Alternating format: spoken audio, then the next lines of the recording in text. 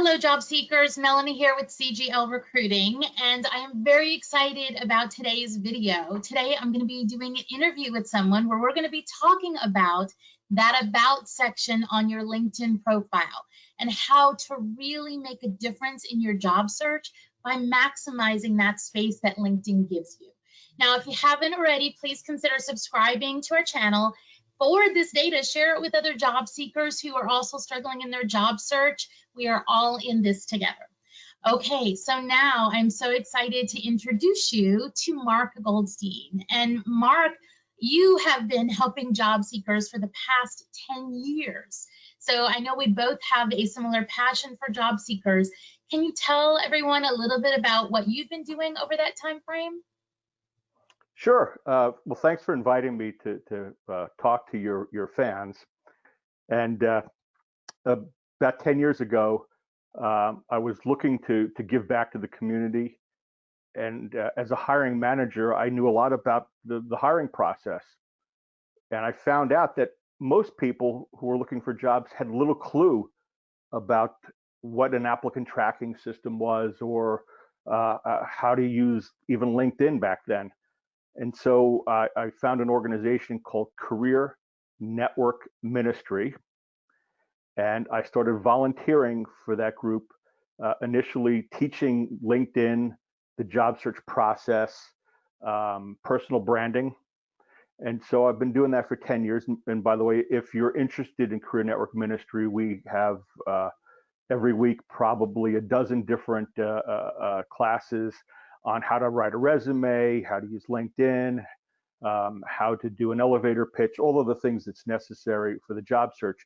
You could find information on our group at meetup, meetup.com, and look for Career Network Ministry. And since we're all virtual, it doesn't matter where you are on the planet, you can participate, and everything we do is free. Thanks, Melanie. Thank you, Mark, for telling us about the organization. And viewers, don't worry, we're going to put a link for you down below, which will easily allow you to connect with the organization. You should be taking advantage of all resources available to you during this time frame. But the reason I really wanted to get Mark here with us together is I, of course, have a view on the About section. We've done lots of videos on it. But as Mark and I have had conversations back and forth, he has an incredibly compelling approach to it. And so it's more of going into a story as opposed to just the information. And so I think it's good to meld the two together. So Mark, can you give us information on your approach and what you've seen over the past 10 years that has worked best in that About section of the profile? Sure. I mean, LinkedIn, everyone tells you it's a search engine and it's got algorithms, and you have to use those keywords to be able to tell people or make sure that people could find you. But at the end of the day, it's humans who are hiring other humans. And as humans, we like stories. We go to the movies. Well, we used to go to the movies. Now I guess we watch Netflix. But we like that to know people. And when we hear a story, if we could create that story as part of your About section and weave in some of perhaps a project that you worked on, perhaps something that you've done in your career that you're very proud of, and it helps tell that story. It humanizes you. And it also gives some information about what you might have been doing, where your education, what kind of education you have. And so I like the idea of trying to tell the details that people need to know about you. What do you do? Where did you do it at? How good? What are the things that set you apart from anyone else? Why are you better, faster, smarter, more effective, save money? All of those things are very important too. But if you could weave that into a story, inevitably what happens is people will remember you. And you want to be remembered whether it's with your job search or with your career. Because if you're just sitting there telling people, well, I graduated with a 3.7745 from Stanford University and hire me. I mean, that's not to say you won't get the job, but if there's a story to tell that gives that connects all of the dots, it's so much more valuable.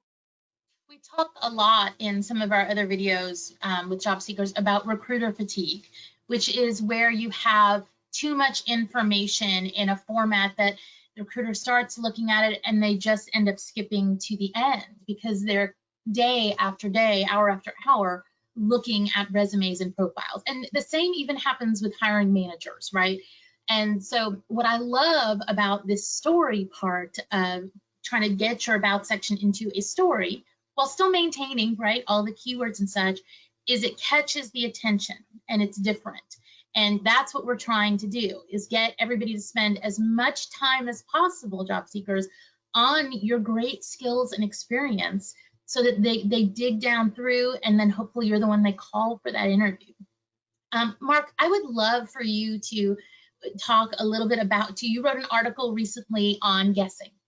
And can you give us some information on this? Because I think it's brilliant for job seekers. Sure. So I write often about the job search process on LinkedIn. Connect with me if you're interested, and you could, or follow me. You could get these articles just like you do with Melanie. The article I recently wrote was guessing doesn't work in Las Vegas, nor does it work in your job search. And the theme of the article is, frankly, if someone looks at your profile, if you are fortunate enough that they found your profile out of the 650 million, I think, did you count last week? 800 million now. Okay. See, I forgot to count in the last week. 800 million people who are on LinkedIn. They found your profile, right? You've done something great. Right. And now you don't have the information that they need, whether it's a recruiter or a hiring manager. So, for example, are you looking for a job? If you are, why hide that? Don't let people guess about it. What kind of job are you looking for? When are you looking for? Are you looking for today, or sometimes people are looking? Undergraduates might be looking for a job in May of 2021, right? Are you interested in working for a nonprofit or in the pharmaceutical industry? The point about this whole thing is put yourself in the shoes of the recruiter or the hiring manager, and they've got to fill a position. They're looking to hire some. Do you answer the questions that they have? Because if you don't answer the questions that they have, they're going to guess. And I know Melanie hates to guess wrong, but sometimes she does, and other recruiters guess wrong. And you know what the consequence of guessing wrong is? If someone's looking at your profile, they'll ignore you. They'll go to the next person. And that is bad. So don't let people make a guess about you. Give them all the information that they need. You know, I haven't looked to see how many actual what is the character limit? I know it's a lot in that about section. You can fill in tons of information. So yeah. I do think, you know, there's this balance and we want to get all that data in there and all that information. But to your point in the beginning, that very first group of data on that about section has to draw their attention and has to be that story. And don't worry about putting too much data, job seekers, in that about section, because LinkedIn automatically truncates it. And so they're only going to show a certain amount. And I even actually tell people you should try to look at your profile from somebody else's computer. So you see it not in your, profile mode, right? But in somebody else's. And so you see what shows, because you may be showing something, that's not the best about you, or that's not catching that attention.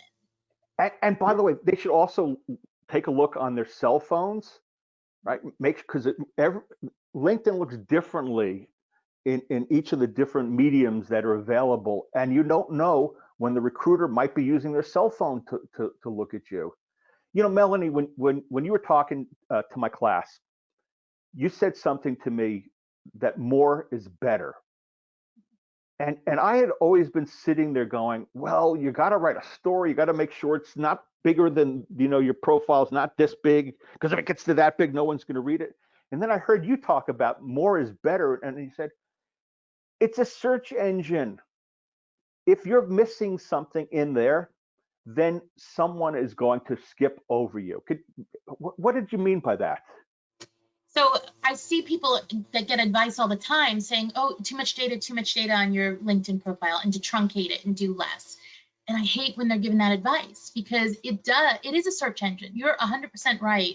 And so it doesn't matter that there's too much data if you never come up in the search. So you got to have the best data in the beginning, right?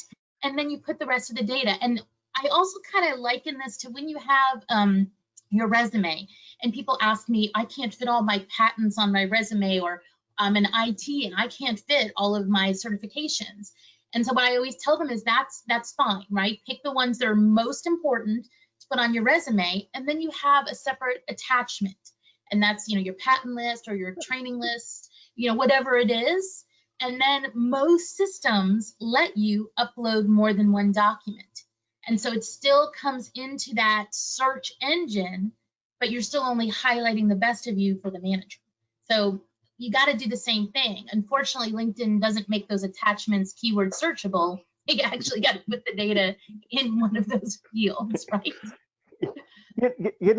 When you said this about more is better, I was under this misconception that people would like read your profile like you're reading a book, right? And they start up at the top and they go down, and then chapter 4, chapter 5, and that's not the case at all. People, first of all, that search engines better find you, because if they don't find you, it doesn't matter what you write, right? I mean, that's the first thing. And now that they found you, right, you could write a lot of things, and the recruiter's not going to read everything. My gosh, I mean, I have recommendations. I suspect that very few people read some of my recommendations, but it may catch someone's eye. And so I don't want to skip that skill that Melanie is looking for because I went, it's too much. Look, and if you won the Nobel Peace Prize, congratulations to you. But don't put that at the bottom of your about section or the profile. Put it at the top. This is important, right, Melanie? I mean, you're looking for that at the top and making a decision whether you should read more about a candidate, right? Yeah, we even get, like, when we're doing the search in LinkedIn Recruiter, we have this thing that's a lot of people called flip view. And so it's even less that we get to see, which is why that headline and the job titles that you have are so critical for a recruiter or person to click on you to even see the next set of data. And they don't just pass through you in flip view, go into the next resume, go into the next resume. So it is crazy important. What do you think in the about section? I like to I tell people at the end of it, they could add some things about their hobbies or some of the things that they're interested in, cooking, traveling, make them personal. Again, we're humans, and it's nice to know that the person that you're reading about is another human. As a recruiter, do you pay any attention to that? No. Skip it on. How about as a hiring manager? Hiring managers? I think that's probably a little different for every hiring manager, whether they want to see. I think that's something that's in the interview. They want to get to know you a little bit more personally, right? Mm-hmm. But in the recruiting process, I actually want to avoid anything that's going to lead me down a path that's going to violate Title VII or anything else that's legally protected. So we tend to stay away from that information and tell job seekers that's not the best place for it. But boy, you want to make a connection with a hiring manager. You found out you went to the same college. You found out you both on the same rowing team. I don't know, whatever. And that's a great way for them to get that personalized connection with you. What I teach, one of the things that I talk about is look for the commonalities, right? Did you go to the same university? Are you both interested in botany, right? I mean, anything that you could find about that person that can create that, or at least start the bond. So Mark, before I let you go, I would really like to know, over the past 10 years in dealing with job seekers and helping them with their job search, what do you think, beyond the about section and trying to create it into that story so you're you're getting people to lead through, what do you think is the most critical thing that job seekers should be focused on? There's not a doubt about this. It's about networking.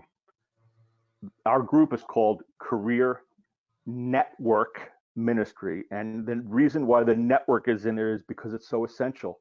I was reading LinkedIn published a statistic the other day that said that people are 2 to 3 times more likely to get a job at a company where they already know someone. Think about that. You already know someone at that company. You got a 2 to 3x higher rate of working there. So why aren't people networking more? Right? I was talking to someone, a mentee, and she was telling me about writing cover letters. And she said, I'd spend a day writing a cover letter. And I said, you've got to think about what's most effective. It's not writing cover letters. It's about building that professional network and developing that, getting informational interviews with people, reaching out to get referrals from people at the company you'd like to work for. So without a doubt, LinkedIn gives you that opportunity to build your professional network and develop it. So networking, networking, networking. Mark, thank you for being so giving of your time. I appreciate all that you've done for job seekers over the past 10 years, and I know that you're going to continue to do. Job seekers, I will put a link down below, like I said, to Mark's organization, so you have another tool in your toolbox to help you with your job search and help you get back to work faster. If you found this information helpful, please do give us that like, and also put some comments down below if you have any questions about getting your About section into this story or anything else that we've covered today. Thanks again for watching, and we'll see you next time.